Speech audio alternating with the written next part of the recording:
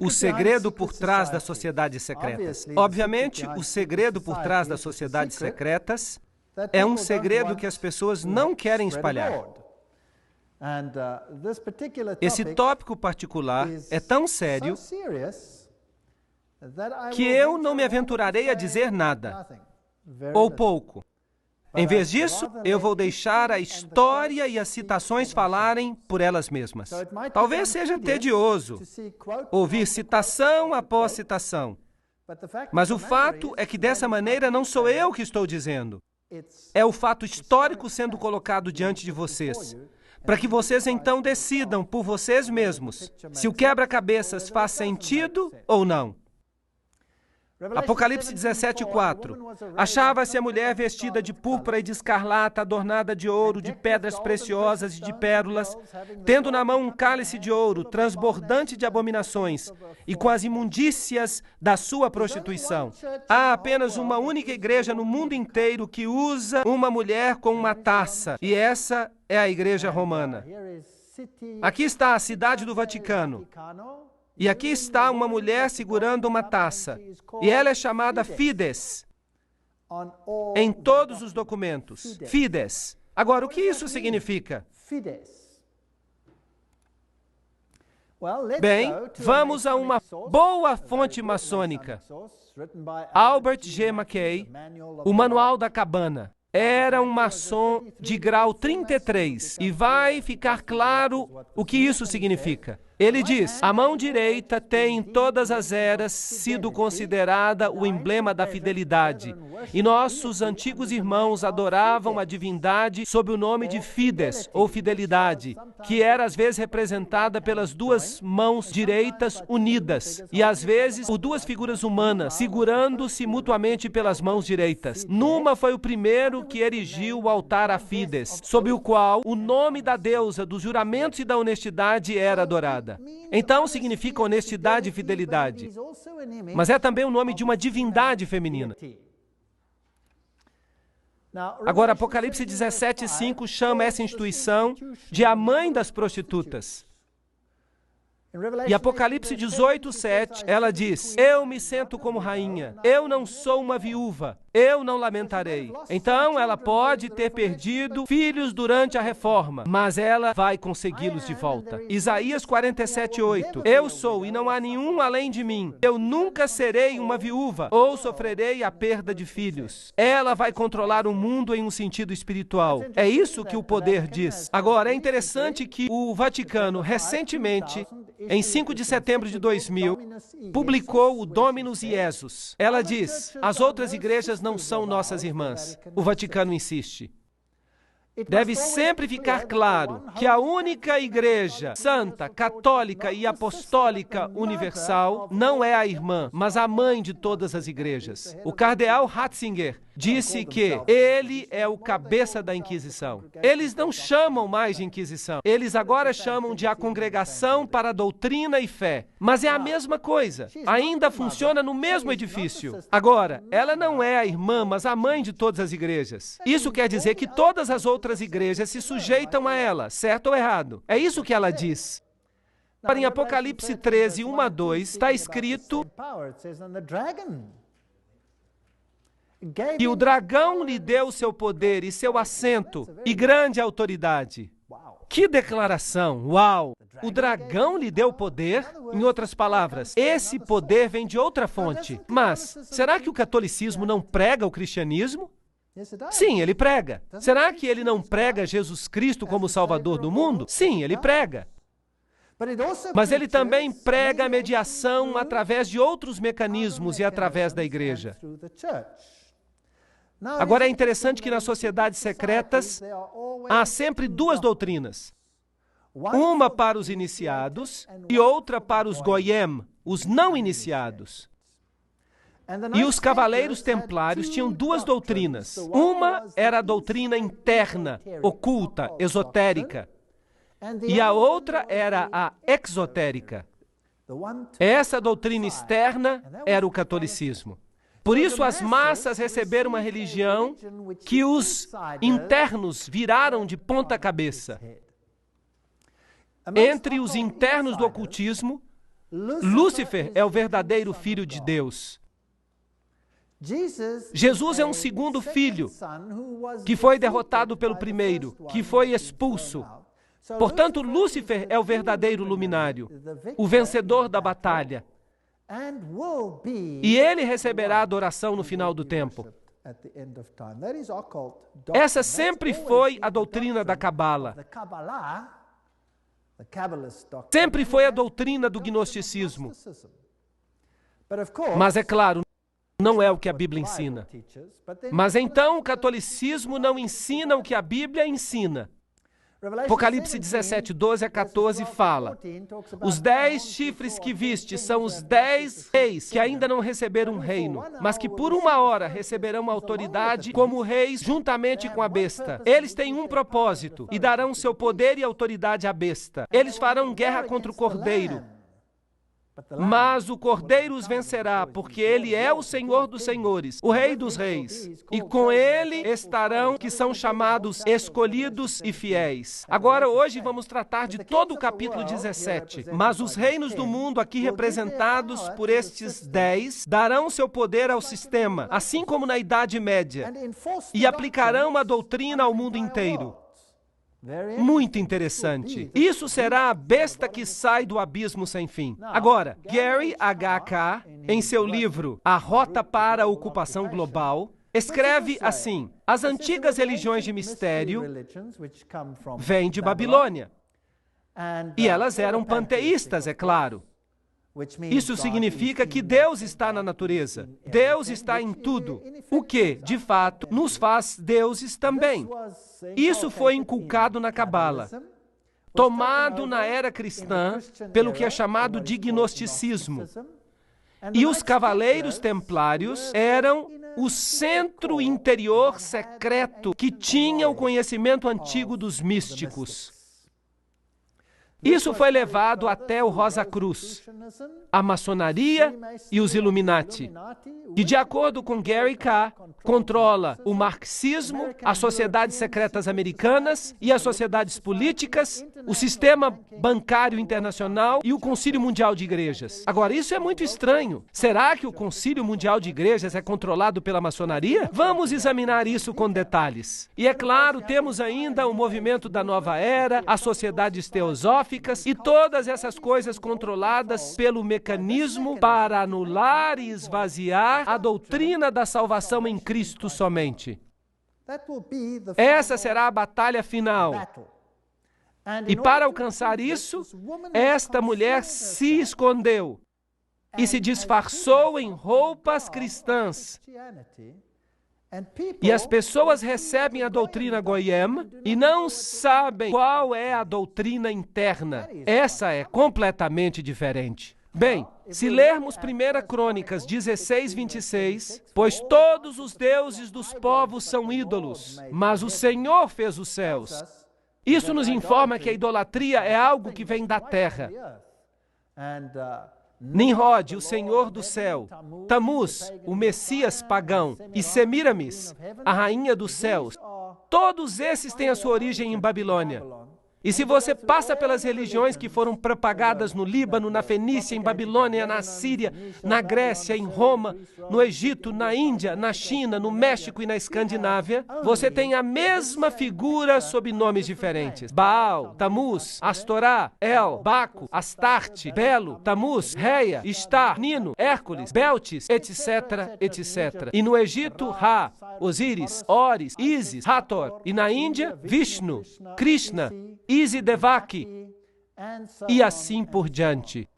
Agora, o romanismo, a Igreja Católica, tomou essa trindade e transformou-a no Pai, na Mãe e no Filho, que significa que eles devem elevar a Mãe ao ponto da divindade. E veremos como eles fizeram isso, e que estão fazendo isso com a sanção do Papa. Assim, a verdadeira trindade e a trindade católica romana são duas coisas muito diferentes. Para os Goyim, são Pai, Filho e Espírito Santo. Para o círculo interno, são Pai, Mãe e Filho, que não são nada mais do que Baal, Tamuz e Astarote, se você quer usar os nomes antigos. Júpiter é o Deus que é adorado sob Petrus, a rocha. E ubi Petrus, ibi ecclesia, significa, onde está Pedro, está também a igreja. Então há aqui uma outra rocha que toma o lugar da verdadeira rocha. Cristianismo e sociedades secretas? Poderíamos resumir isso da seguinte maneira: a velha religião babilônica deu origem à Cabala, enquanto que os essênios e os outros, o gnosticismo, veio à existência e o gnosticismo foi fundado por Simão Mago. Isso vem de nenhuma outra fonte, senão a história da magia, por Eliphas Levi. Essa é uma importante fonte maçônica. Portanto, o gnosticismo foi fundado por Simão Mago. Então, esse gnosticismo, que é a doutrina secreta, foi eventualmente, através de muitas organizações intermediárias, levado até os Cavaleiros Templários. E os Cavaleiros Templários eram um grupo da Ordem Católica Romana, que foram colocados no sítio do templo para protegê-lo. E eles tinham fortes ligações com as sociedades islâmicas, inclusive com os ismaelis, os carmatitas, os fatimitas, os druzas e os assassinos. E esses são muito interessantes. E eu vou falar sobre eles quando falar sobre a conexão islâmica. As sociedades secretas, assim como os templários, tinham duas doutrinas. Uma para os goyim e outra para os iniciados, os internos. As duas se opunham uma à outra diametricalmente. As sociedades secretas do Islã fazem exatamente a mesma coisa. Mas isso vai ser uma outra palestra. Agora, os templários, eles tinham a sua informação secreta interna, inculcada pela Rosa Cruz e pelos jesuítas. Os jesuítas, de novo, formaram e criaram a maçonaria.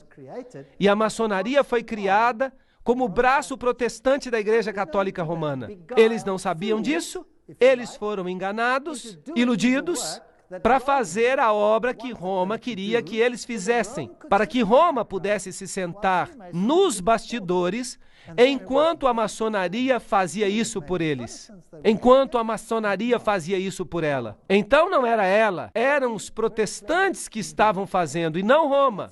Muito esperto. Então vamos olhar agora os Cavaleiros Templários. Aqui estão algumas das representações. Esta é a demologia, o líder na época da dissolução dos Cavaleiros Templários.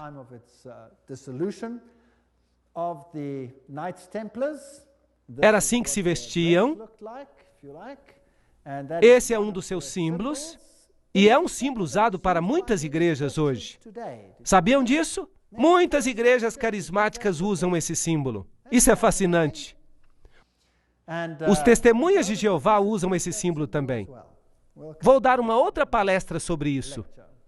Agora vamos olhar o que o Sr. Webster, no livro Sociedades Secretas e Movimentos Subversivos, tem a dizer sobre os templários. Nós não vamos ler tudo isso, mas se você tem o vídeo, você pode parar e ler a citação. No ano 1118, 19 anos depois do fim da Primeira Cruzada, com a derrota dos muçulmanos, a captura de Antioquia e Jerusalém. Esses grupos foram fundados e foram eventualmente estabelecidos como templários. E então receberam de presente uma casa perto do sítio do Templo de Salomão.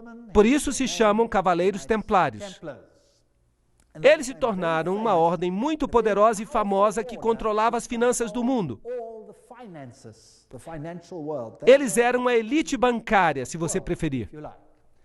E então, no ano 1128, a ordem foi sancionada pelo Concílio de Troy e pelo Papa. Era uma ordem católica romana dentro da igreja. Agora, alguns anos mais tarde, em 13 de outubro de 1307, essa ordem foi oficialmente terminada pelo rei da França, porque este havia descoberto o que eles estavam fazendo. O rei da França, Philippe le Bel, prendeu os templários, data de sexta-feira 13, outubro de 1307. E desde esse dia, a sexta-feira 13 é um dia de azar para o mundo todo. E as acusações feitas contra eles eram: A cerimônia da iniciação à ordem era acompanhada de insultos à cruz, a negação de Cristo e obscenidades grosseiras. Havia todo tipo de coisas. Lembrança de Sodoma, pois aconteceu lá a adoração de ídolo, que era considerada a imagem do Deus verdadeiro. E ali estava Bafomé, este símbolo aqui de uma divindade, macho e fêmea, andrógena. A omissão das palavras da consagração na missa. O direito que os chefes leigos se arrogavam de dar absolvição e a autorização do vício não natural. Então eles tinham que amaldiçoar a cruz, pisar em Jesus, jurar aliança a Bafomé e sancionar esse vício pouco comum. Isso tudo era um crime sério naqueles dias. Então o líder foi sentenciado à morte, mas a ordem não desapareceu de fato. Mas o Papa ficou relutante em dizer isso. O ritual maçônico inclui referências aos cavaleiros templários. Por exemplo, aqui no livro Sociedades Secretas e Movimentos Subversivos, se diz: vários cavaleiros que tinham decidido resgatar o lugar santo da Palestina dos sarracenos formaram uma associação sob o nome de maçons, assim indicando que seu principal desejo era a reconstrução do Templo de Salomão. E a gente escuta muito sobre a reconstrução do Templo de Salomão hoje, e a história de Israel e essas coisas interessantes. Vamos falar um pouquinho sobre história. Vou levar a vocês a esse lindo palácio. Onde que vocês acham que ele fica? Fica em Jerusalém, fica em Notre Dame, no Vaticano, e é aqui que o Papa tem a sua representação em Jerusalém. É um palácio para um rei. Ali está a bandeira do Vaticano e há ali uma ala inteira que tem alguns artefatos papais muito interessantes. Agora, em Jerusalém, eu fui visitar o sítio dos cavaleiros. Aqui está o Palácio dos Cavaleiros, o Patriarcado Latino, onde eles tinham originalmente um sítio e os cavaleiros do papado agora controlam esta área. Esse é o símbolo que eles usam, que é usado por muitas religiões hoje. A Igreja Rema usa esse símbolo, por exemplo. Os guerreiros eternos, esse é o símbolo que eles usam. Ali beijam o anel do patriarca. Eles se tornam cavaleiros, como os demais cavaleiros. E eles incluem proeminentes banqueiros e indivíduos. Dentro da igreja você tem, é claro, a estátua de Júpiter, como Pedro. Notem que o pé está bem beijado. Eu não queria beijar esse pé. Por isso eu só fiquei em pé ali. É uma igreja importante porque o Papa Paulo VI e o Papa João Paulo II visitaram esta igreja, que é, claro, altamente simbólico. Ali estão as placas de o Patriarca Latino. Se vocês entrarem, há um altar interessante, e quando você olhar para o altar, você vai ver certas figuras ali. Esta é muito interessante. Vamos chegar mais perto. Conseguem ver a águia com duas cabeças? Esse também é um símbolo da maçonaria. Ali está, sobre o altar dos cavaleiros. E o que existe ali desse lado? Duas espadas seguras como uma bússola. Fascinante. Há muitas figuras maçônicas aqui. As penas da cauda, a águia, tudo lembrança do que você tem, por exemplo, no verso da nota do dólar. E todos esses outros círculos interessantes com o triângulo e com o sol ao redor dele. Os herdeiros dessa variação templária são os jesuítas. Agora, os jesuítas, é claro, são aqueles que, por trás dos bastidores, controlam muitas coisas. Eles foram fundados no dia 15 de agosto de 1534. Foram fundados por Inácio Loyola e foram sancionados pelo Papa no dia 27 de setembro de 1540.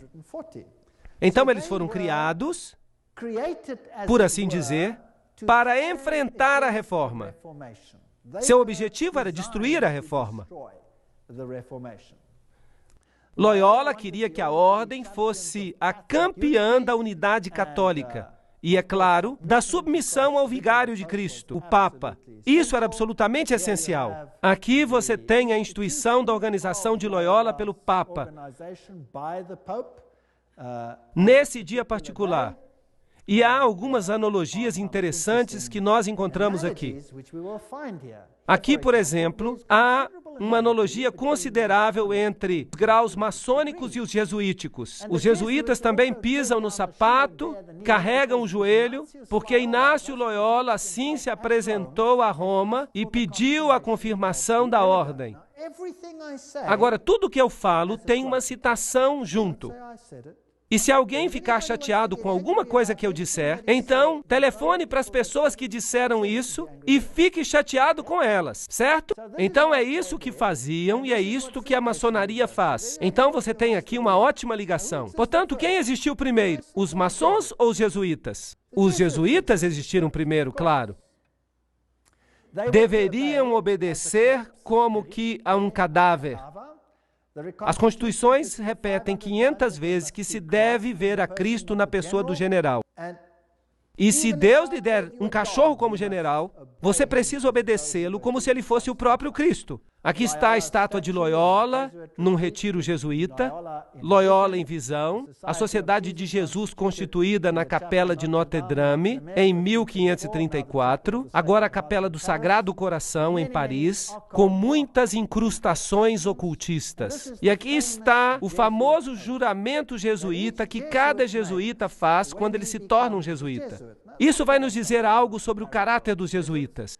Ele diz, eu, e aqui você coloca o nome, na presença de Deus e de todos os santos, juro que Sua Santidade o Papa é o vice-regente de Cristo e é o verdadeiro e único líder da Igreja Católica, etc. Também diz aqui que este poder lhe foi dado pelo Salvador, Jesus Cristo, que dá ao Papa o poder de depor reis hereges, príncipes, estados, comunidades e governos. Tudo é ilegal sem a sua sagrada confirmação. Então ele pode destruí-los tranquilamente. Portanto, um jesuíta jura que se um governo não se sujeita a Roma, ele pode ser o quê? Destruído. Eu também declaro que eu ajudarei, assistirei e aconselharei a todos os agentes de Sua Santidade, no lugar onde eu estiver, e farei o máximo para acabar com os protestantes hereges e com as doutrinas liberais. As doutrinas liberais são doutrinas pelas quais você decide em que você quer crer. Você se atribui a liberdade de tomar a sua própria decisão, em vez de permitir que o Papa faça isso por você. E isso será destruído, e todos os poderes pretensiosos. E não importa onde você me envie no mundo, eu obedecerei. E eu prometo que eu não terei minha própria opinião. Eu obedecerei como um cadáver. E eu farei guerra, secreta ou abertamente, contra todos os hereges, protestantes e liberais, como me for ordenado, para destruir e exterminá-los à face da terra. Eu não pouparei nem idade, nem sexo, nem condição. Eu enforcarei, matarei, ferverei, tirarei a pele, estrangularei e enterrarei vivo estes terríveis hereges. Arrancar-lhes-ei os estômagos e os ventres de suas mulheres. Esmagarei as cabeças de seus filhos contra a parede, para aniquilar para sempre essa raça desprezível.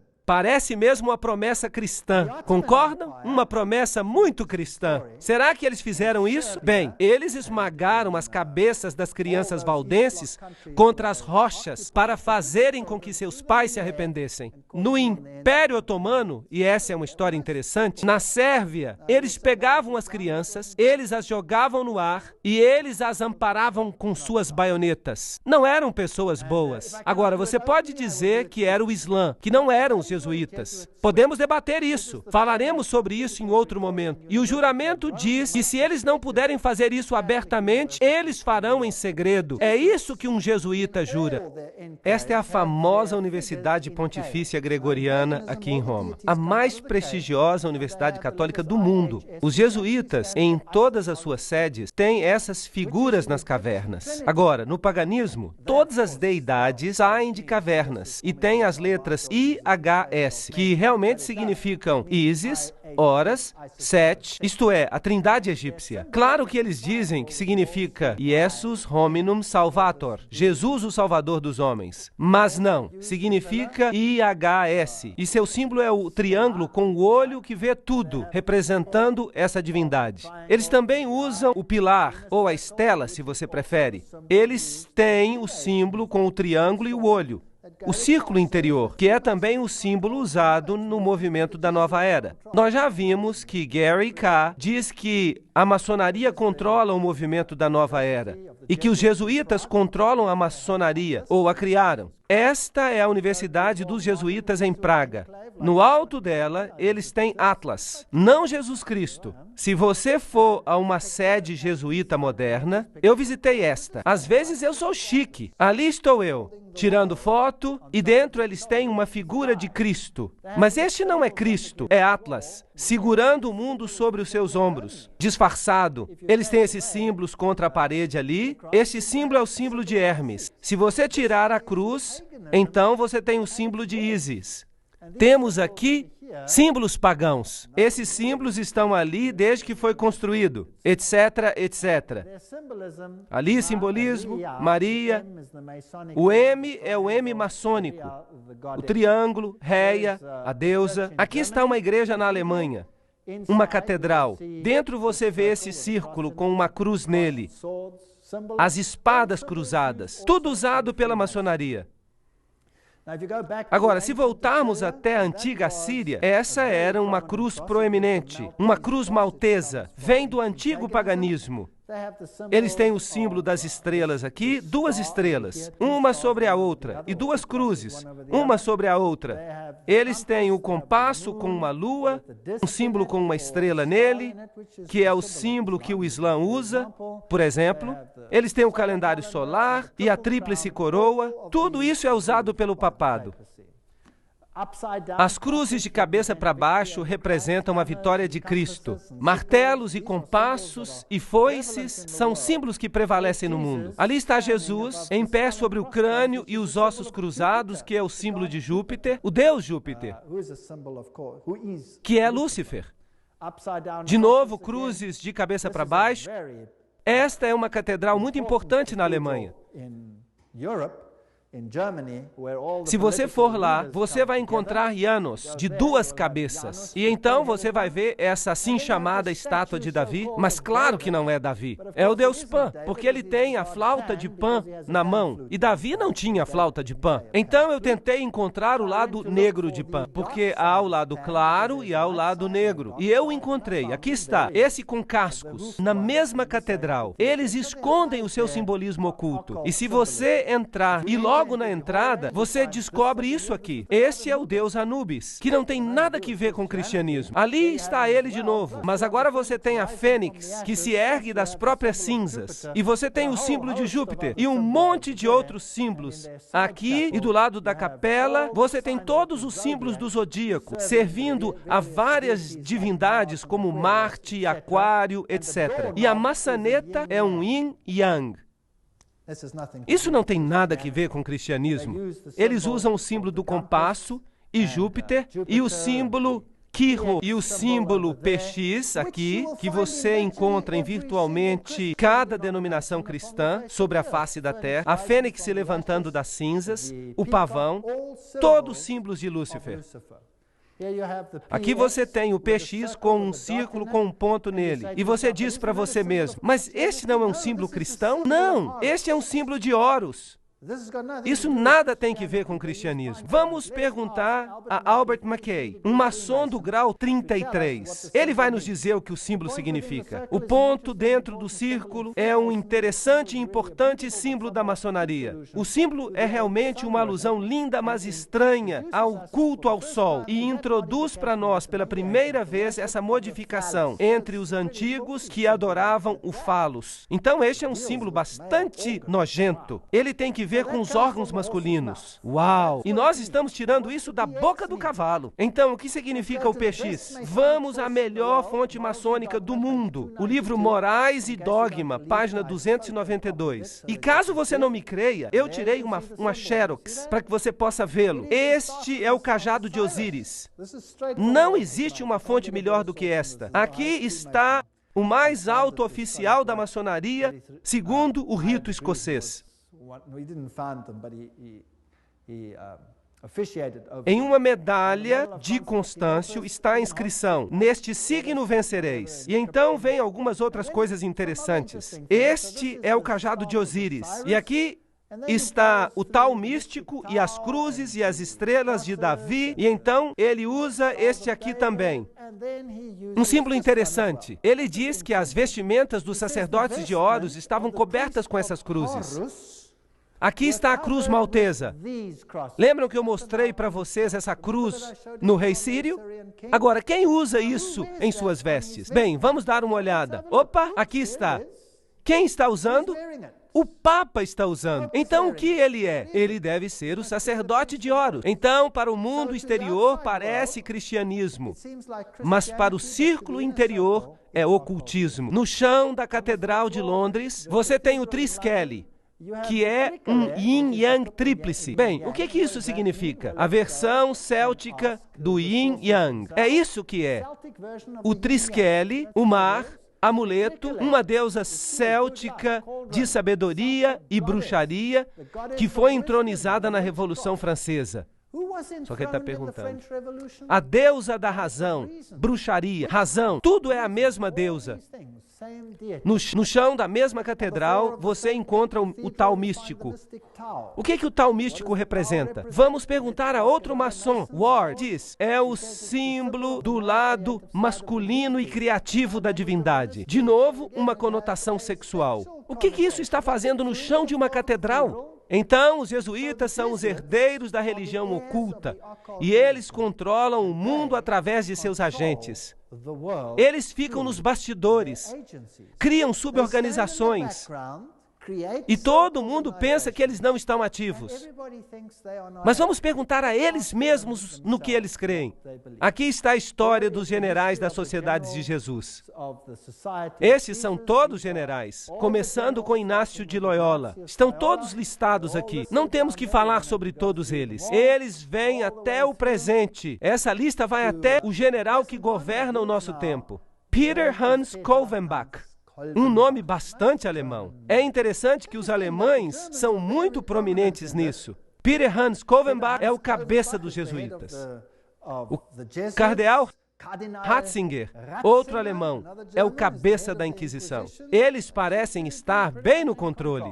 E com o que ele se parece? Está ele, Peter Hans Kolvenbach. Você está olhando para, provavelmente, um dos homens mais poderosos do mundo hoje, se não o mais poderoso. Ele é o Papa Preto. Aqui você tem esta caverna de Loyola, aqui você tem George W. Bush e o Papa em audiência um com o outro, e eles não fazem nada por acaso. Eles estão exatamente debaixo desta figura que eu mostrei para vocês, onde Loyola recebe sua comissão do Papa.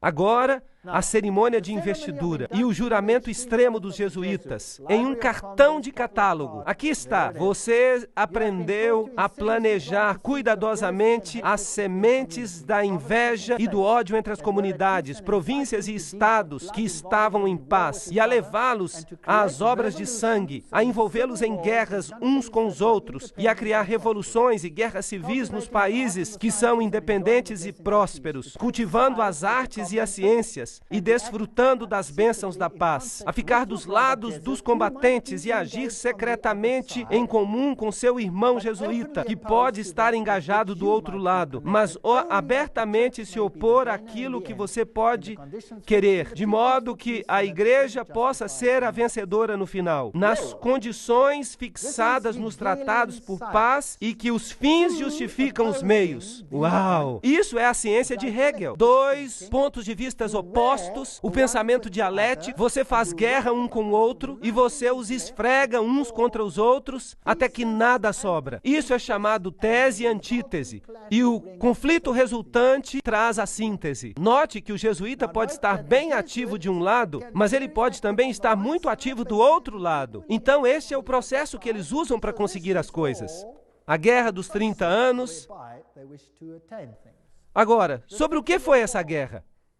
O objetivo, o alvo, era a guerra se tornasse uma guerra de aniquilação. Além disso, era possível para eles permitir que a paz fosse concluída com países, com governos rebeldes que tinham imposto uma lei que dizia que os jesuítas não mais deveriam mostrar a cara. Vocês sabiam que os jesuítas foram expulsos de virtualmente todos os países, inclusive dos países católicos, porque eles eram tão decisivos? Os reis católicos não podiam expulsá-los. Se um rei católico ousasse expulsar um jesuíta, aquele país era destruído. Católico ou não? E os jesuítas voltaram. Você pode ver isso na sua nota de dólar. Então, a responsabilidade tremenda por essa terrível guerra de 30 anos deve repousar sobre o imperador Ferdinando II e seus professores, governantes e amigos do peito, os filhos de Loyola. Tudo que eu estou dizendo são citações do livro Papado, um inimigo da liberdade civil e religiosa. Em 1550, o Papa Júlio III declarou a sua exigência de poder temporal político universal, evidenciada por esta nova moeda que ele cunhou. O seu lema dizia: a nação e o reino que não me servir perecerá. Notem que isto é uma declaração católica romana, que a nação e o reino que não servir ao papado perecerá. O que isso tem que ver com os países protestantes? Será que eles vão ficar em apuros? Sim ou não? Eu digo que sim, eles vão ficar em apuros. Tomás de Aquino, o grande filósofo da Igreja Católica Romana, disse: o Papa, por direito divino, tem poder temporal e espiritual como Rei Supremo do mundo. O Papa de Roma, como cabeça do governo papal, tem soberania absoluta e supremacia sobre todos os governos da terra. Todas essas citações são muito poderosas. Não há nada medíocre nessas citações, e elas vêm das principais fontes. O direito de depor reis é inerente à soberania suprema do Papa, como vice-regentes de Cristo, exercendo domínio sobre as nações. O cardeal Henry Manning, em 1892, era o arcebispo de Westminster. Portanto, ele está no controle de todas as nações do mundo. Agora, é interessante que a Bíblia nos fala que essas palavras foram colocadas na cruz de Cristo. Jesus de Nazaré, Rei dos Judeus. Você pode ler isso em João 19:19. Mas no crucifixo católico romano estão as palavras INRI escritas. Mas se você olhar no dicionário Webster, significa Jesus Nazareno, Rei dos Judeus. Mas no juramento extremo dos jesuítas, significa algo totalmente diferente. Significam Justum necare reges impios, que significa: é justo exterminar ou aniquilar os reis ímpios ou hereges, governadores, governantes. Esse é um ponto interessante. Agora, uma outra coisa que eles querem fazer é destruir o protestantismo. Nós acalentamos no fundo de nossos corações este princípio, que qualquer coisa que não nos unir deve ser destruída. E nós estamos prontos para fazer isso. Tão logo nós tenhamos os meios para, com todas as energias, aplicar esses princípios. O protestantismo já está em decadência, está afundando e perecendo. Sim, nosso destino é contribuir para a sua última agonia, marchar contra esse esqueleto quebrado e espalhar os ossos. Oh, que nós nos apressemos na dissolução com os nossos esforços fortes e unidos. E então eles escreveram: o protestantismo está se tornando decomposto, está caindo aos pedaços. Nós estamos começando a ganhar os seus homens mais importantes. Isso faz parte do plano secreto. Estes são os piores dos católicos, os inquisidores, os jesuítas. Eles são simplesmente o exército romano pela soberania terrestre do mundo no futuro, quando o pontífice de Roma será o imperador. Será como um feudalismo universal e eles serão os mestres. Isso está sendo planejado. Isso é o que representa. Eles talvez nem acreditem em Deus. Do livro Os Irmãos Karamazov. Tudo isso são citações. O general dos jesuítas insiste em ser o mestre, o soberano dos soberanos. Onde quer que os jesuítas entrem, eles serão os mestres, custe o que custar. Sua sociedade é, por natureza, ditatorial e, portanto, ela é o inimigo irreconciliável de toda autoridade constituída. Do livro 50 anos da Igreja de Roma, escrito pelo padre Chiniquy. O próprio Inácio Loyola diz: o poder do general será sem limites. Tudo o que ele achar necessário para honrar a Deus, ele terá mesmo poder de mandar voltar ou mandar em outras direções aqueles que vêm diretamente dos papas. Então esta é uma ordem poderosa. Friedrich von Hardenberg disse: nunca antes na história do mundo houve uma sociedade assim. O próprio Senado romano não fazia tramas para dominar o mundo com grande certeza de sucesso. Eles querem o domínio mundial com um Papa entronizado como único governante. Lafayette, um católico romano, disse: é minha opinião que se as liberdades deste país, os Estados Unidos da América, forem destruídas, elas o serão pela sutileza dos sacerdotes jesuítas católicos romanos, pois eles são muito perigosos, são inimigos da liberdade civil e religiosa. Foram eles que começaram a maioria das guerras da Europa. Aqui nós temos gente importante falando. Morse, o inventor do código Morse, ele disse: e quem são esses agentes? Eles são, na maior parte, jesuítas, uma ordem eclesiástica proverbial no mundo por sua duplicidade e total falta de escrúpulos morais. Uma ordem tão habilidosa nas artes do engano que mesmo nos países católicos, na própria Itália, essa ordem se tornou intolerável e todas as pessoas querem eliminá-la. Esse é outro homem importante. O arquiduque Maximiliano Francis disse: eles penetraram tão insidiosamente nas cortes e nas intrigas dos estados que eles devem, com justiça, ser reprovados por tentarem alcançar o domínio mundial. E nós podíamos continuar aqui, mas esta é uma citação importante. Aqui está Michelangelo Tamburini, o general dos jesuítas, falando ao Duque de Brancas: meu senhor, desta sala eu governo não apenas Paris, mas China. Não apenas a China, mas o mundo inteiro, sem ninguém ficar sabendo que eu governo. Interessante. É isso que os próprios jesuítas dizem. O confessor do Papa tem que ser um jesuíta. O próprio Papa tem que vir a um jesuíta para confessar. E tudo que eu estou falando são citações.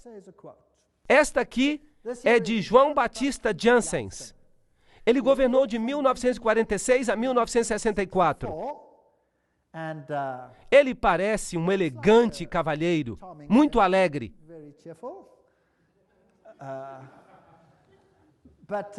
Não obstante, vejam esta fotografia que foi tirada do Saturday Evening Post em 1959. E aqui está o que ele comanda. E nós vamos falar dessas coisas na próxima palestra. Ele controla as seguintes sociedades secretas: a Ordem Militar Soberana dos Cavaleiros de Malta. Então é ele quem manda nos Cavaleiros de Malta. A loja maçônica Shriner, segundo o rito escocês. A Ordem dos Illuminati. Os Cavaleiros de Colombo. Os Cavaleiros da Ku Klux Klan. Benai Berit, a Nação do Islã e seu exército particular chamado os Frutos do Islã, a Comissão da Máfia, o Opus Dei, junto com várias outras irmandades menores. Então cada uma dessas seitas secretas, cada uma dessas sociedades secretas é controlada pelos jesuítas. E como eles as controlam? Qual é seu objetivo? E quem é membro, por exemplo, dos Cavaleiros de Malta? E quem hoje é membro dos Cavaleiros de Colombo? Quem é membro do B'nai B'rith? Quem controla os frutos do Islã? Quem controla a Opus Dei? Quem controla Skull and Bones? E todas as outras sociedades secretas? Qual é sua agenda? É isso que precisamos descobrir. Lembrem-se que Roma quer recuperar domínio total. E se eles são o centro da teologia templária, então eles querem controlar o mundo para o dragão, não para Jesus Cristo. O dragão lhes deu seu poder e seu trono e sua grande autoridade. Isso é assustador. E esse poder pode estar dominando o seu país como ele domina o meu. Mas as boas novas é que Jesus predisse isso.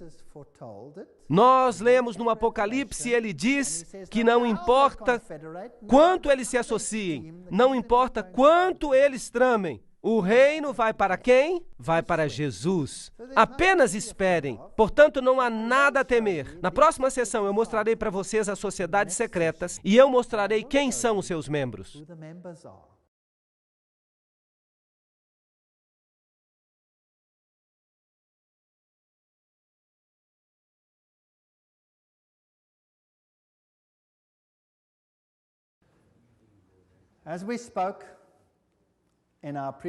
Como falamos na sessão anterior, este é João Batista Jansen, um dos maiores generais da Sociedade de Jesus. Ele foi seu líder de 1956 a 64 e ele dirigiu a Ordem de Malta, a loja maçônica Shriners, a Ordem dos Illuminati, os Cavaleiros de Colombo, a Ku Klux Klan e todas as sociedades secretas que estão sob o domínio dos jesuítas.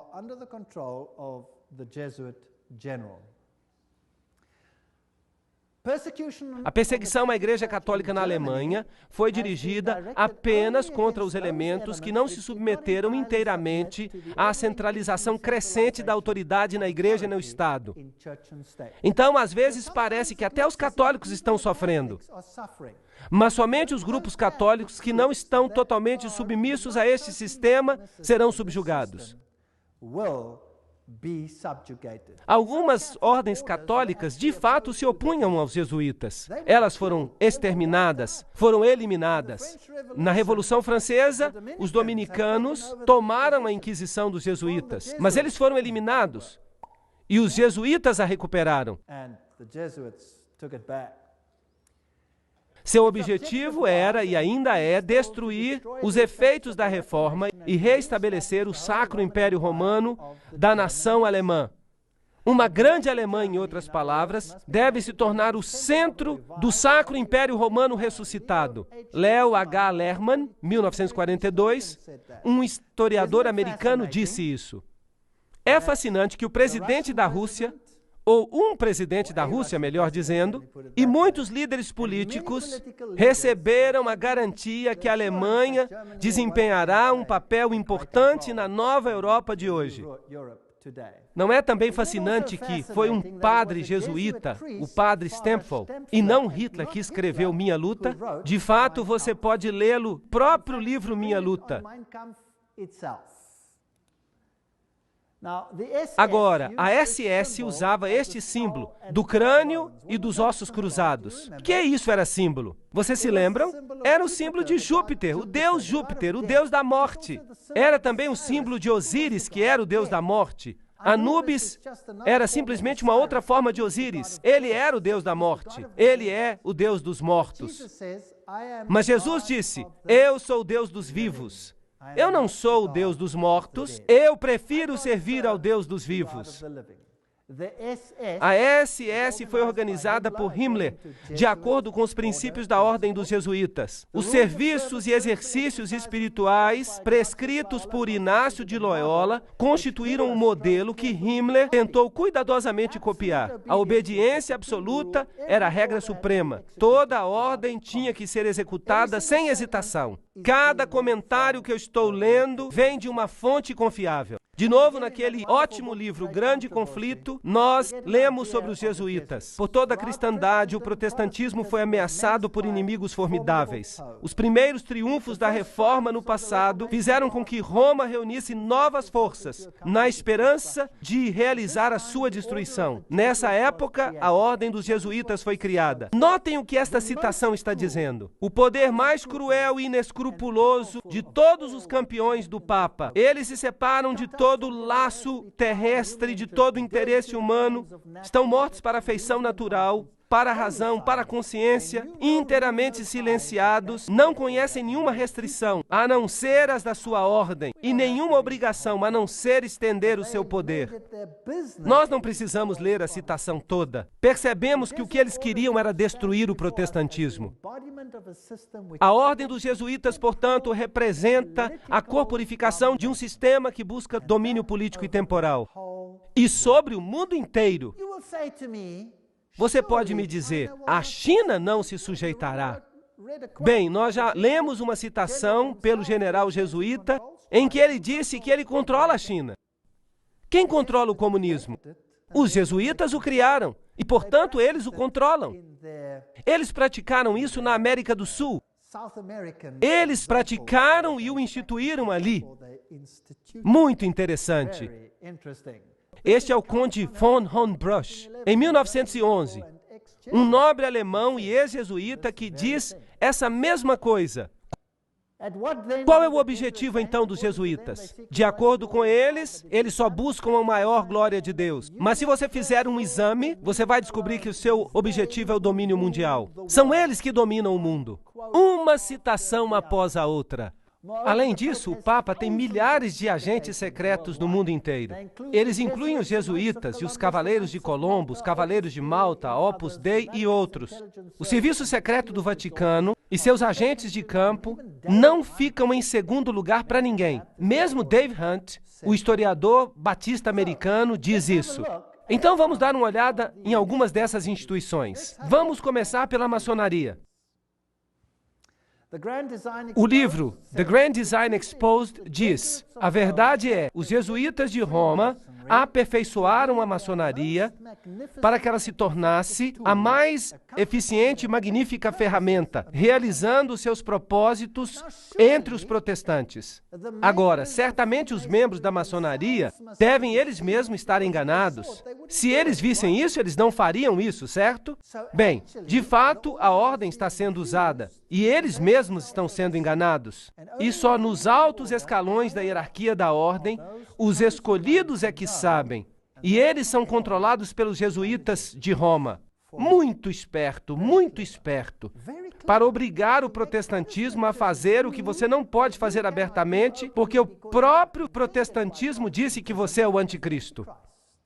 Então, tudo isso é interessante. Este é um castelo templário e uma igreja na ilha de Maiorca, na Espanha, e ali, de novo, você tem a águia de cabeça dupla, e você pode ir a qualquer igreja naquela ilha, e você vai ver a águia de cabeça dupla nos altares dessas igrejas. Como eu já disse, Adam Weishaupt foi o fundador do jacobinismo, e ele é também o fundador dos Illuminati. De uma faculdade jesuíta em Ingolstadt, saiu uma seita conhecida como os Illuminati da Bavária, fundada por Adam Weishaupt. Seu fundador nominal, contudo, parece ter desempenhado um papel subordinado, embora conspícuo na organização da seita. Vejam vocês, eles usam fachadas.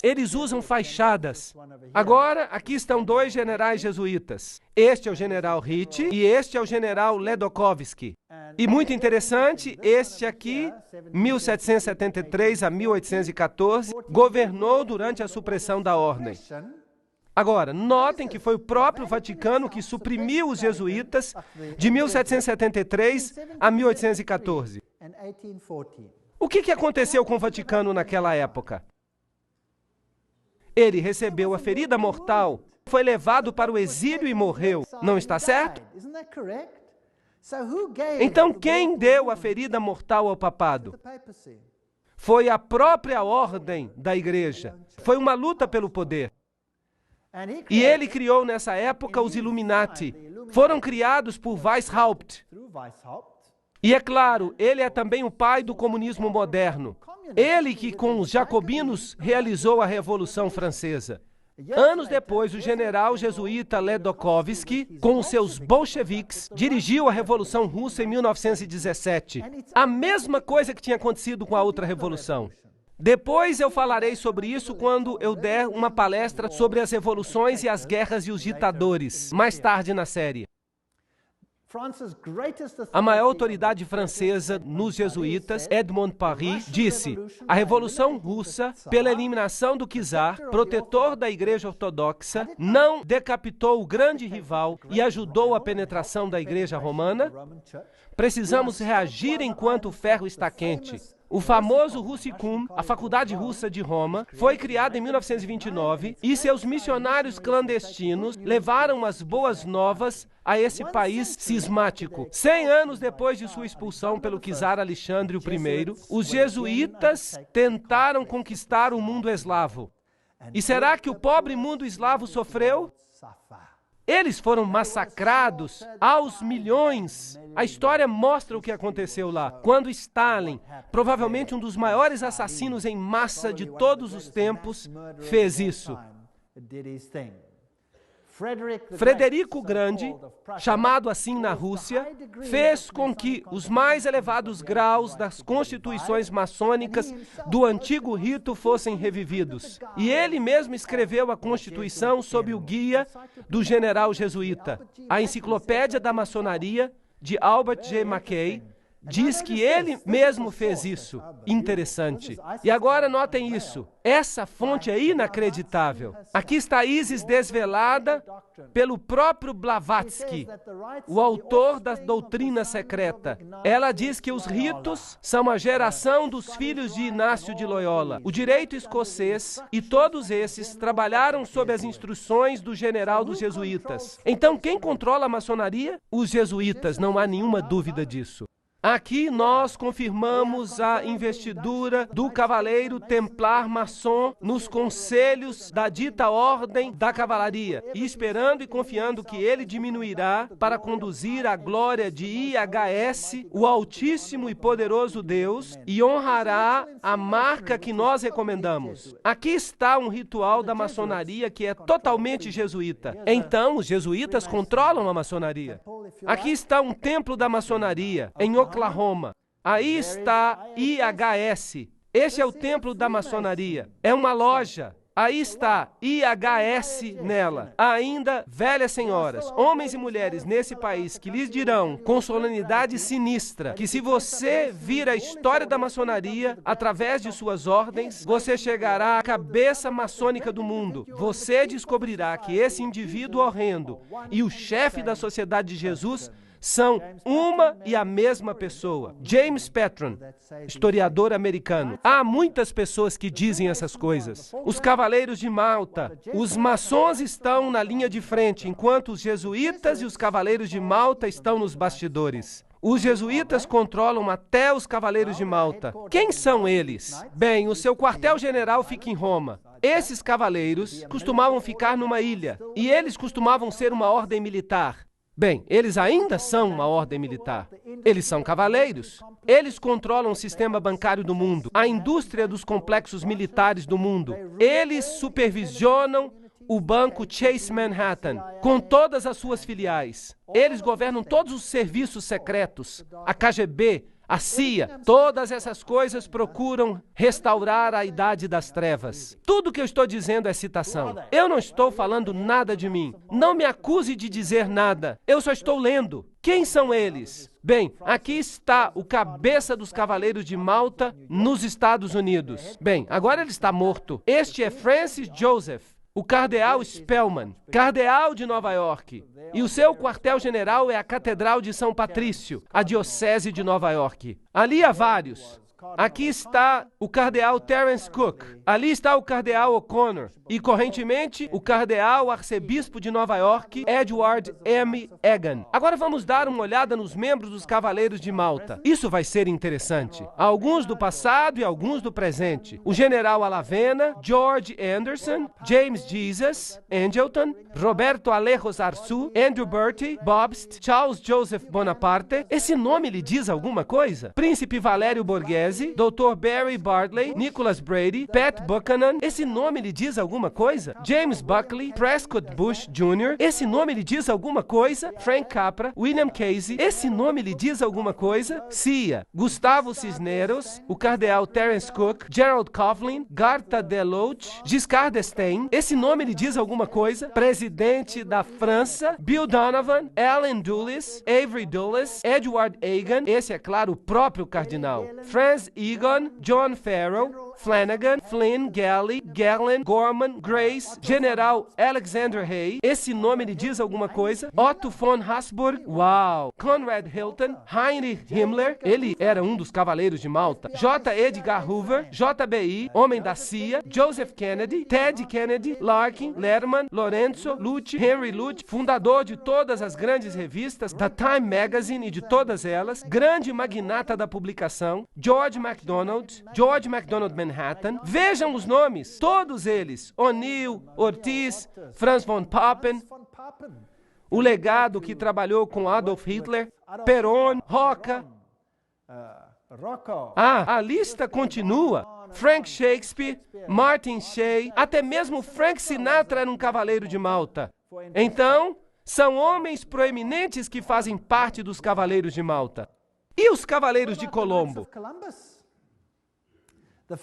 O fundador dos Cavaleiros de Colombo é o padre Michael McGivney. Ele viveu por pouco tempo, então ele morreu. Morreu muito jovem, aos 38 anos de idade. Ali está o emblema. E este é o seu site oficial. Você pode entrar nele e olhar. E você vai descobrir coisas fascinantes. O que é isso? Oi! Você se lembra do que é isso? Um feixe de varas que você já viu na Revolução Francesa e bem ali no Manifesto dos Direitos Humanos. O que ele é? Fásquia. E há uma garlândia ao redor dela. O que isso significa? Todo o poder pertence a um homem. Quem será esse homem? Quem os Cavaleiros de Colombo, fundados por um sacerdote católico romano, querem ver no poder? O próprio Papa. Os Cavaleiros de Colombo, fundados em New Haven, Connecticut, em 1882, já são considerados fortes, com 300 mil. Somente católicos romanos podem entrar. A iniciação ao serviço ocorre em 4 graus. Trata-se do coração e da alma da política. Você não pode entrar na política se você não tem o selo de aprovação desses camaradas. O fato é bem conhecido no maquinário político e para os políticos não católicos, cujo candidato deve receber a aprovação de Roma e dos cavaleiros antes que possam ser nomeados para qualquer cargo, mesmo a presidência. A principal função dos Cavaleiros de Colombo é política. Sim, Política Jesuítica, livro Uma Ameaça à Nação, de Jeremias J. Crowley. Isso foi uma citação. Essas são acusações sérias. Ali estão eles com sua fásquia. Isso vai se tornar cada vez mais claro à medida que continuarmos. E vocês percebem aonde nós estamos chegando. Pois hoje Roma considera, escutem isso, pois hoje Roma considera o regime fascista como sendo mais próximo dos dogmas e de seu interesse. Nós não apenas temos o reverendo jesuíta Padre Coughlin elogiando Mussolini na Itália como uma democracia cristã, mas sua revista oficial, que é o Civiltà Católica, esta é a revista oficial dos jesuítas, ela diz, e este é o órgão vital dos jesuítas, ela diz: o fascismo é o regime que mais corresponde aos conceitos da Igreja de Roma. Isso é assustador. Você percebe que o controle aumenta cada vez mais? Você está percebendo que isso está acontecendo? Você percebe que nós estamos sendo cada vez mais tratados como indivíduos que temos que nos ajoelhar 20.000 vezes diante de outros poderes? E há também a organização Opus Dei.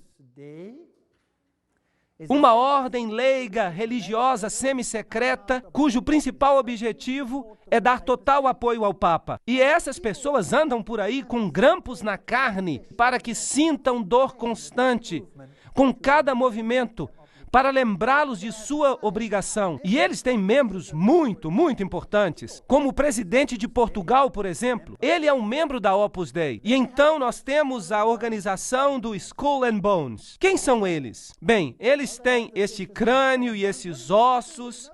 O que isso representa? Agora vocês já sabem a respeito de Júpiter. E eles têm o número 322. E se você olhar em Gênesis capítulo 3, versículo 22, você descobrirá: agora o homem se tornou como um de nós, conhecedor do bem e do mal. Eles levantaram o homem ao nível da divindade.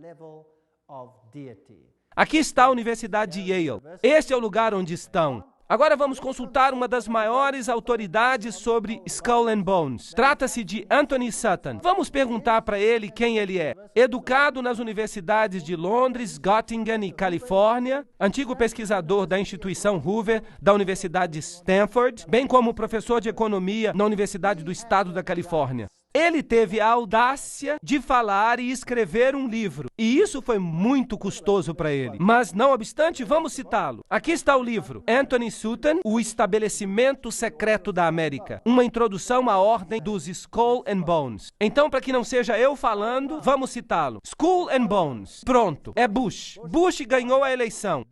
Vamos assistir a este vídeo. A Universidade usa posições de poder e influência. O caveira mais conhecido é o ex-presidente George Bush, que, de acordo com a tradição, jamais admitiu ser um membro. Senhor presidente, você é um membro da Caveira e Ossos? Peça-lhe que deixe a sala. Um jornal americano recebeu uma resposta semelhante quando nós recentemente perguntamos a George Bush Jr., o governador do Texas, sobre o período em que era membro. Ela ainda existe? A coisa é tão secreta que eu nem sei se ela ainda existe. Bem, então você vê que George W. Bush é membro. Eles se deitam num caixão, eles se prostram diante de uma figura papal, juram fidelidade, eles fazem todo tipo de coisa sexual esquisita num caixão, que eu não vou explicar, é uma coisa nojenta. E estes são presidentes, os homens mais poderosos dos países do mundo, e eles pertencem a sociedades secretas dessa natureza. Bem, nós logo vamos ter uma eleição. E aqui está um jornal alemão, Financial Times, Alemanha, fevereiro de 2004. Ele confirma que Kerry, o líder da oposição, que vai concorrer contra George W. Bush, também é membro da Caveira e Ossos. Então, para que votar se os dois candidatos pertencem ao mesmo partido?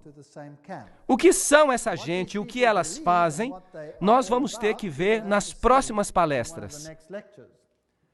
A ordem, o que ela é e como ela começou. As pessoas que entraram conhecem-na como a ordem. Outros a conhecem por mais de 150 anos como o capítulo 322 de uma sociedade secreta alemã. Isso é muito importante. De fato, isso foi descoberto quando eles invadiram uma instituição e lhes roubaram os documentos. Ela era oficialmente conhecida como Cartel Russell em 1856, ou como a Irmandade da Morte, porque eles servem o Deus da Morte, que é simplesmente Anubis, se você prefere, Osíris, se você prefere, ou Júpiter. A filial americana dessa ordem alemã foi fundada em 1833 na Universidade de Yale por duas pessoas, o general William Huntington Russell e Taft, o único homem que foi tanto presidente quanto ministro da Justiça nos Estados Unidos. Interessante. Agora, a ordem alemã, o que ela realmente significa? Os Illuminati tiveram sua origem na Universidade de Ingolstadt e ali recrutaram os alunos do corpo discente. Claro que tinham que ser estudantes com altas conexões. Vocês sabem, filhos de gente alta. A ordem teve sua origem em Yale em 1833, mas Caveira e Ossos é uma filial de uma sociedade secreta alemã. Então, que organização ela representa? Os membros ativos têm bastante influência para fazer com que seus filhos e parentes entrem na ordem. E há uma considerável quantidade de casamentos entre as famílias. E eles, então, pertencem a duas categorias principais.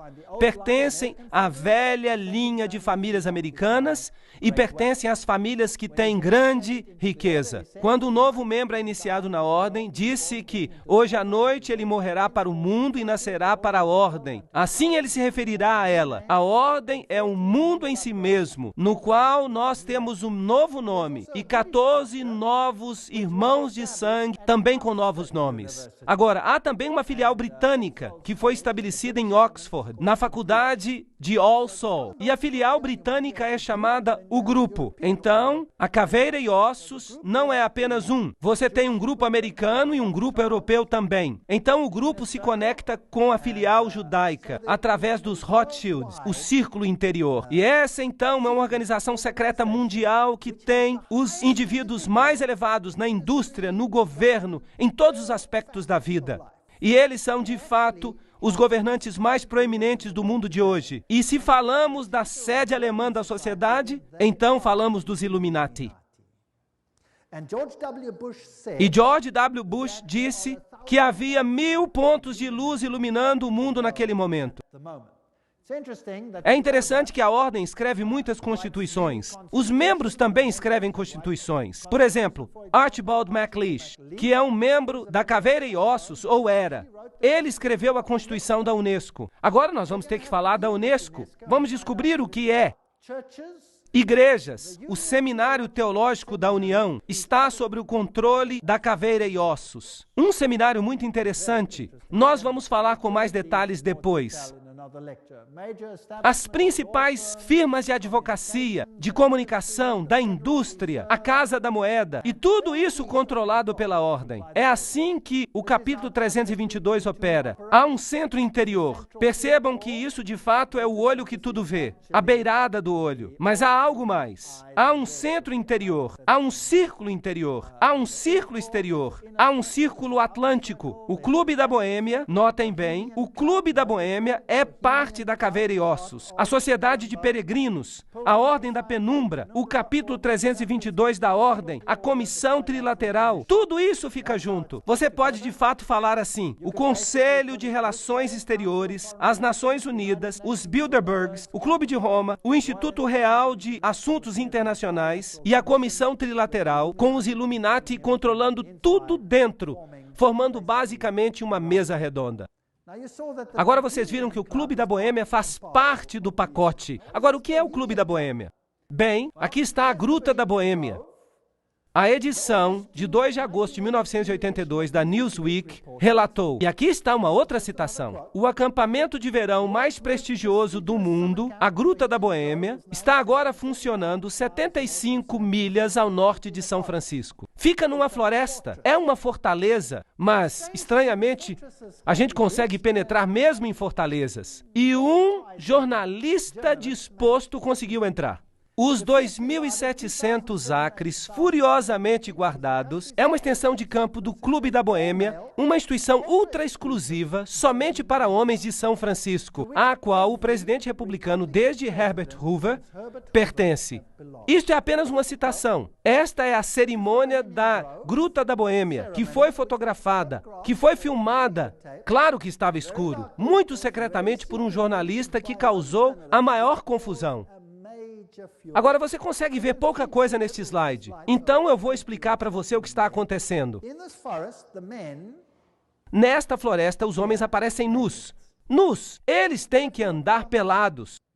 De fato, alguns membros deixaram a sociedade porque eles estavam cansados de caminhar nus. Agora, imaginem, todos os presidentes dos Estados Unidos foram membros da Gruta da Boêmia. Os sacerdotes se vestem em vestimentas papais. Eles reverenciam uma coruja, porque a coruja vê na escuridão. Ela tem iluminação. Eles adoram a natureza. Eles dizem: a beleza nos envolve agora, e nós a adoramos. Esta é a natureza. É culto à natureza. E eles honram a coruja e se prostram diante dela. Essa é a pior forma de paganismo. Existem outros rituais sobre os quais eu não quero falar. Eles acontecem entre esses homens pelados.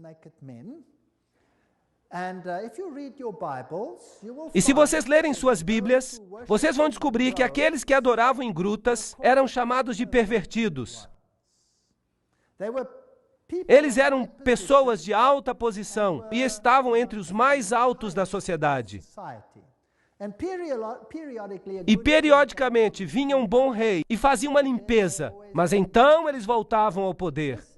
Este é o culto à natureza, este é o culto a Pan, este é o culto a Lúcifer, e os presidentes do mundo são membros. Vamos agora ver o vídeo da Gruta da Boêmia.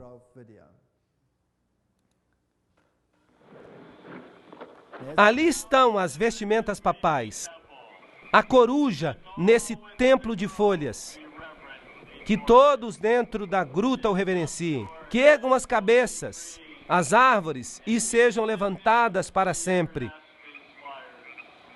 Pois eis que aqui está o templo da Boêmia, as santas colunas desta casa. Ali está a coruja. Ó, a beleza é eterna, e nós nos prostramos diante da beleza eterna. Pois nós buscamos uma felicidade duradoura, e ela nos envolve agora. A grande natureza, o refúgio do coração cansado. Nós nos prostramos apenas diante de ti, grande natureza. Ela é sempre fiel. Os amigos podem nos falhar, por isso precisamos nos aproximar como filhos. Criancinhas que sempre creem, que nunca duvidam da sua beleza e da sua fé. Sacerdotes da Boêmia, o nosso fogo funeral aguarda o seu cuidado. Príncipes de toda a sabedoria mortal, coruja da Boêmia, nós te imploramos, concede-nos o teu conselho. Coruja da Boêmia, concede-nos o teu conselho.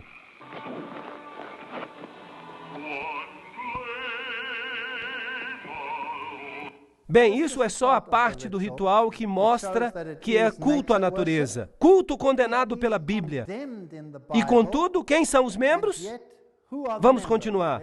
Este é um artigo em Mother Jones, de 18 de agosto de 1981, volume 6, página 28, e relata quem são os membros proeminentes. Por exemplo, George P. Schultz, Stephen Batchel, Gerald Ford, Henry Kissinger, William Buckley. Você pode imaginar todos eles andando pelados e adorando uma estúpida coruja? Isso não é patético? Fred Hartley, Griffin, Haywood, Coors, Teller, Ronald Reagan, Clausen, George Bush, William French Smith, etc., etc., etc. É patético.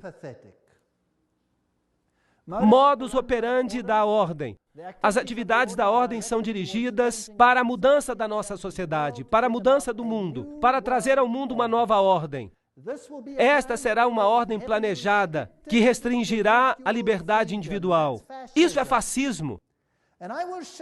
E eu lhes mostrarei as encíclicas papais que vão fazer os seus cabelos se arrepiarem com respeito às coisas que vão acontecer ao mundo. E acreditem em mim, eu moro num país onde isso está sendo implementado. Você pode ver isso acontecendo todo dia. É assustador. Mas você não precisa ter medo do que está acontecendo. Se você sabe por que está acontecendo, você não vai se desesperar. Mas há milhares que estão atirando na própria cabeça porque não conseguem mais tolerar isso. 4.000 fazendeiros expulsos de sua terra, assassinados apenas no meu país. Perderam tudo, perderam a esperança, atiraram em suas próprias cabeças, exterminaram suas famílias inteiras, porque é melhor para elas morrerem do que viverem com isso. E vocês sabem o quê? Você dá uma palestra como esta e você mostra o que está nos bastidores e você sabe o que acontece? Eles se enchem de esperança, porque eles percebem que não é uma coisa que eles não compreendem. Uma vez que eles começam a entender a figura total, eles recebem esperança e eles dizem, uau!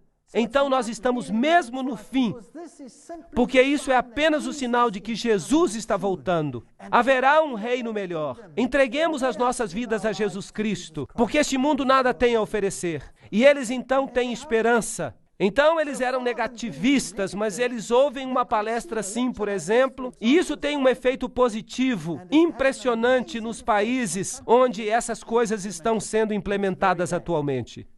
Nenhuma constituição vai proteger você contra isso. Eles controlam a educação. Eu mostrarei isso a você nas próximas palestras. Controlam o dinheiro, a lei, a política, a economia, a história, a psicologia, a filantropia, a medicina, a religião, a mídia. Nada escapa ao seu controle. E lembrem-se, eles não pertencem nem à esquerda nem à direita. Eles controlam os partidos da direita e os partidos da esquerda. Controlam os dois, é o princípio de Hegel. É a lógica de Hegel. Lembrem-se que tanto Marx quanto Hitler, os extremos de esquerda e direita, são apresentados como inimigos, mas eles evolveram do mesmo sistema filosófico, o sistema de Hegel. Eu estou citando um dos principais pesquisadores deste campo. Isso nos faz gritar de angústia intelectual por causa dos marxistas e dos nazistas. Lembram-se que os jesuítas nos disseram que eles devem servir de um lado e de outro? Lembram disso? Que eles devem criar conflito dos dois lados? O conflito dos opostos é essencial para causar a mudança. Isso eles querem. Hoje, esse processo pode ser identificado na literatura da Comissão Trilateral, na qual a mudança é promovida e a administração do conflito. Você já ouviu essa frase antes? Tudo bem, o conflito é essencial. O Estado é absoluto. Então, o Estado deve ter total controle. Isso significa que as pessoas devem abrir mão dos seus direitos para o Estado. Vocês estão vendo isso acontecer nos Estados Unidos atualmente? Claro que sim. Então, o Estado pede completa obediência. Um indivíduo não existe para si mesmo, nesses assim chamados sistemas orgânicos, mas somente para desempenhar um papel na operação do Estado. É isso que acontece também sob o nazismo. Tanto Hegel quanto Kant são filósofos por trás desse sistema. E eu fico atordoado. Eu estava na Europa há 4 semanas, na Alemanha, e os líderes, o presidente da Alemanha, eles saíram e colocaram garlândias em frente das tumbas dessas pessoas e disseram: sua filosofia tornou uma nova Europa possível. Eles os honraram. Que coisa terrível. Eu quase digo satânica. Essa é a filosofia. O princípio dos Illuminati de que o fim justifica os meios é também o princípio do grupo e da ordem, que é a caveira e ossos. Isso significa que você pode fazer qualquer coisa, não importa quão prejudicial, desde que você alcance o seu objetivo. Há um círculo externo, um círculo interno, um círculo central. Tudo isso, o Conselho das Relações Exteriores está no círculo externo. A Comissão Trilateral, é claro. A Comissão Trilateral foi fundada por David Rockefeller. Ela tem 200 membros no mundo todo. A Operação Bundy, ativismo para uma nova ordem global. George W. Bush, que era membro da Caveira e Ossos. Lembram-se? Ele diz: é uma grande ideia, uma nova ordem mundial, na qual diversas nações se aproximam numa causa comum. Somente os Estados Unidos têm tanto a importância moral e os meios para apoiá-la. E então, vocês acham que eles estão tentando fazer com que todos os países do mundo formem um sistema? Sim ou não? Vocês acham que é possível que eles estão dando o seu poder à mulher que está montada sobre eles? Quem é que parece controlá-los? Os jesuítas. E a quem dizem os jesuítas devem o poder pertencer? Ao Papa. Não está certo? Tudo bem. E quem vocês acham que quer uma nova ordem mundial mais do que qualquer outra pessoa? O Papa. Isso não é interessante? Bem, aqui está ele. A nova ordem internacional por causa da paz. Quando? 3 de janeiro de 2004. Foi o seu discurso de novo ano, dedicado a pedir a implementação de uma nova ordem mundial. Cidade do Vaticano, 1º de janeiro de 2004. João Paulo II começou o novo ano insistindo que a paz é possível e também que é uma obrigação. E ele pediu uma nova ordem internacional. CNN, o que você tem a dizer? O Papa pede uma nova ordem mundial. Quinta-feira, 1º de janeiro de 2004, Cidade do Vaticano. O Papa João Paulo II falou no novo ano, na quinta-feira, com um chamado de renovação para a paz no Oriente Médio e na África, e a criação de uma nova ordem mundial baseada no respeito pela dignidade do homem e a igualdade entre as nações. O que ele disse? Neste ano, o Papa João Paulo II dirigiu seus pensamentos para os conflitos que acontecem ao redor do mundo. Mas ele enfatizou que vai trazer paz, que precisa haver um novo respeito pela lei internacional e a criação de uma nova ordem internacional baseada nos objetivos das Nações Unidas. Ele pede uma ordem que seja capaz de arranjar uma solução adequada para os problemas de hoje, baseando-se na dignidade do ser humano, isto é, nos direitos humanos. Em um desenvolvimento integral da sociedade, na solidariedade entre as nações, ricas e pobres, na partilha dos recursos e nos extraordinários resultados do progresso científico e técnico. Vocês sabem, partilha de recursos, vocês já ouviram isso antes?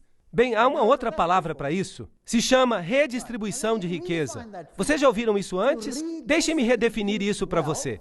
Redistribuir as riquezas significa pegar a riqueza de quem tem e dá-la a quem não tem. Isso é correto? Agora, se você faz isso, que nações do mundo serão mais atingidas? As nações católicas ou as protestantes? As nações protestantes são as nações ricas. Por toda parte você pode fazer uma linha. Agora eu vou mostrar para vocês nas próximas palestras que há encíclicas que definem como a redistribuição deve ocorrer. E como ela está acontecendo, e o que a encíclica diz que vai ocorrer, já está acontecendo no meu país sem o governo levantar um dedo sequer. Ela é definida pela necessidade, como você verá. Agora, há uma outra palavra para tirar o que pertence a um e dar a outra pessoa. É chamada roubo. Roubo. Não furtarás, diz a Bíblia. Mas o Papa em Roma diz, furtarás. Ele diz isso literalmente. Eu vou mostrar para vocês na encíclica. Você vai ficar abismado. Essa nova ordem mundial vai ser um acontecimento tremendo. Eu não quero fazer parte dela. Felizmente, o meu Deus diz,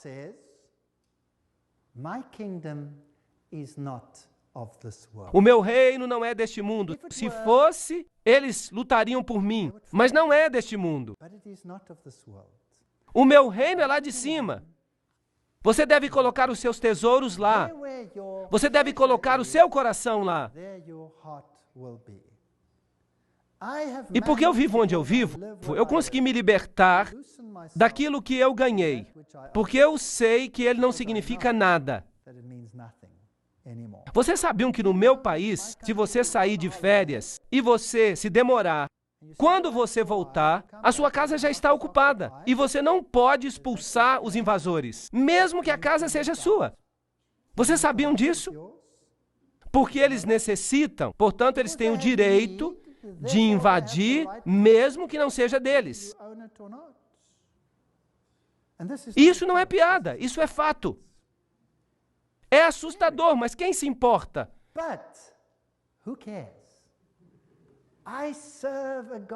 Eu sirvo a um Deus que prometeu coisas maravilhosas, mesmo coisas temporais, àqueles que o servem. Promessas maravilhosas. Vou preparar-vos um lugar, e eu voltarei, e vos levarei para que estejais onde eu estou também. Na casa do meu pai há muitas moradas. Eu irei. De fato, não significa moradas, significa mansões.